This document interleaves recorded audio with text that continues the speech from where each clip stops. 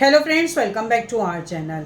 Friends, आज की इस वीडियो में हम ये डिस्कस करेंगे कि under section 80C and under section 80D में ऐसे कौन से डिडक्शंस हैं जो आप क्लेम नहीं कर सकते हैं। फ्रेंड्स, अगर आपने अभी तक हमारे चैनल को सब्सक्राइब नहीं किया है तो आप अभी कर दीजिए, क्योंकि इससे हमें मोटिवेशन मिलता है आपके लिए ऐसे वीडियोस को आगे लाने के लिए। सो फ्रेंड्स, वीडियो स्टार्ट करते हैं।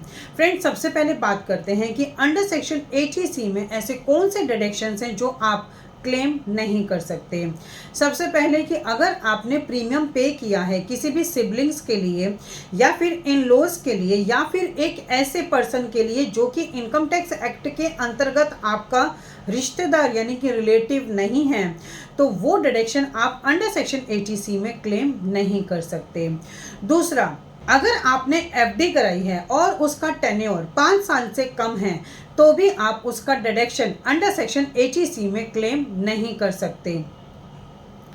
तीसरा, अगर आप unregistered non notified pension scheme में हैं तो उस केस में भी आप अंडर सेक्शन 80C की डिडक्शंस को क्लेम नहीं कर सकते। अब फ्रेंड्स, बात करते हैं कि ऐसी कौन सी डिडक्शंस हैं जो आप अंडर सेक्शन 80D में क्लेम नहीं कर सकते। मेडिकल के बिल्स, अगर आपके पास मेडिकल के बिल्स ओरिजिनल हैं तभी आप अंडर सेक्शन 80D में डिडक्शन को क्लेम कर सकते हैं। लेकिन अगर आपके पास मेडिकल के जो बिल्स हैं, एक्सपेंसेस के जो बिल्स हैं मेडिकल के, वो ओरिजिनल नहीं हैं तो आप उसका डिडक्शन अंडर सेक्शन 80D में क्लेम नहीं कर सकते। आप किसी भी तरह की डिडक्शन को 2 बार क्लेम नहीं कर सकते।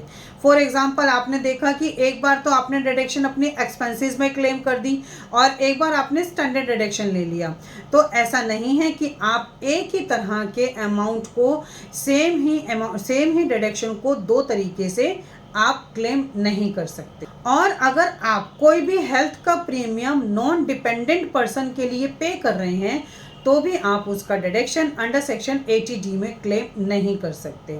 तो फ्रेंड्स, इस तरह से कुछ ऐसे डिडक्शंस हैं जो अलाउ नहीं होते हैं।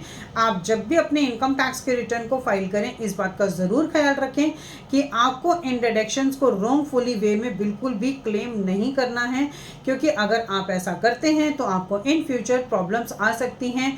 इनकम टैक्स डिपार्टमेंट से नोटिस आने के चांसेस होते हैं। और फ्रेंड्स, आपको ये भी मैं बता देती हूँ कि ये जो सारे डिडक्शंस हैं ये आप ओल्ड टैक्स रिजीम में जब आप अपने इनकम टैक्स के रिटर्न को फाइल करेंगे तभी क्लेम कर सकते हैं। न्यू टैक्स रिजीम में आप इन डिडक्शंस को क्लेम नहीं कर सकते हैं। सो फ्रेंड्स, 15 सितंबर 2025 असेसमेंट ईयर 2025-26 की इनकम टैक्स के रिटर्न फाइलिंग की ड्यू डेट है। अगर आपने अभी तक असेसमेंट ईयर 2025-26 की रिटर्न को फाइल नहीं किया है तो आप जल्द से जल्द कर लीजिए और साथ में किसी भी तरह की कोई भी रॉन्गफुल डिडक्शन को क्लेम मत कीजिएगा, ताकि इन फ्यूचर आपको किसी भी तरह की कोई भी प्रॉब्लम्स या इनकम टैक्स डिपार्टमेंट से नोटिस ना आए। सो फ्रेंड्स, आई थिंक ये इन्फॉर्मेशन आपके लिए काफ़ी यूज़फुल होगी।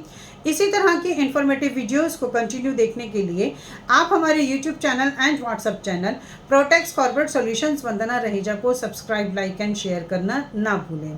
और फ्रेंड्स, अगर आपको इस वीडियो से रिलेटेड कोई भी क्वेरीज होती हैं तो आप कमेंट सेक्शन में कमेंट कर सकते हैं, हम आपको टाइमली रिप्लाई करेंगे। Thank you.